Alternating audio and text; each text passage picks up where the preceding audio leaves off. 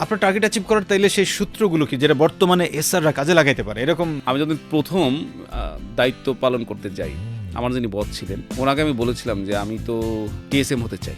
তো সে আমার পা থেকে মাথা পর্যন্ত 3বার দেখলো আর কি, যে আপনার আজকে ফার্স্ট ডে। বললাম হ্যাঁ। আবার জিজ্ঞেস করলো আপনার বাড়ি কোথায়।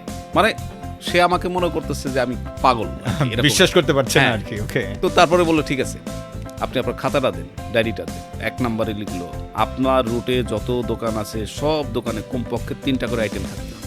2, আপনি কাজ শুরু করবেন কখন আর শেষ করবেন কখন, ঘড়ি দেখে করবেন না, দায়িত্ব নিয়ে কাজ করবেন। Very good.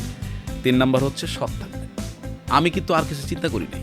এমনও দিন গেছে 100টার উপরে মেমো করেছি। যেখানে স্ট্যান্ডার্ড একজন সেলস রিপ্রেজেন্টেটিভ একদিনে কয়টা কাটলে আপনারা খুশি হন?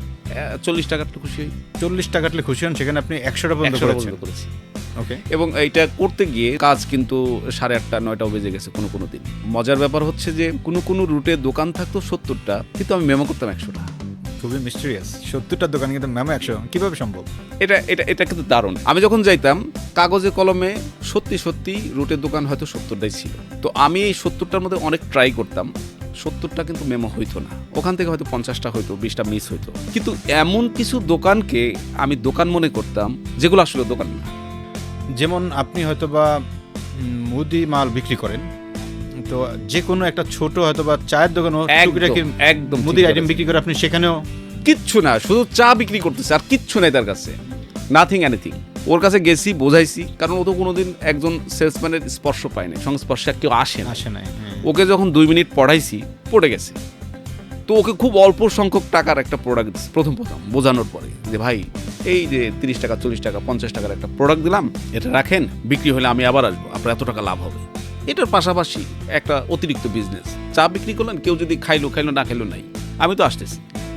তো আলটিমেটলি পরের সপ্তাহে যখন গেছি যে দেখছি যে অর্ধেক অথবা তার চেয়ে বেশি সেল হয়ে গেছে, তখন আমি একটা সূত্র পেয়ে গেছি। ওকে আবার বলছি ভাই দেখছেন তো বিক্রি হয়ে গেছে, তার মানে আমি আরো 3টা দিতে পারি আপনাকে। এই রকমের দোকান আমি তৈরি করে ফেললাম প্রত্যেকটা রুট থেকে প্রায় 30-40টা। যদি বলেন আমার সাকসেসের রহস্য কি, এটা কেউ করে না। সো আমার একটা টার্গেট ছিল, ওই যে আমার টিএসএম বলছে যে তোমাকে হচ্ছে মানে ঘড়ি দেখে কাজ করা যাবে না, কাজ শেষ করে ঘড়ি দেখা যাবে না, তোমার সৎ থাকতে হবে, তোমার হচ্ছে প্রত্যেকটা দোকানে প্রোডাক্ট থাকতে হবে 3টা করে। তো আমার এই সমস্ত কাজের কারণে আমার টার্গেট কখনো মিস হয় নাই।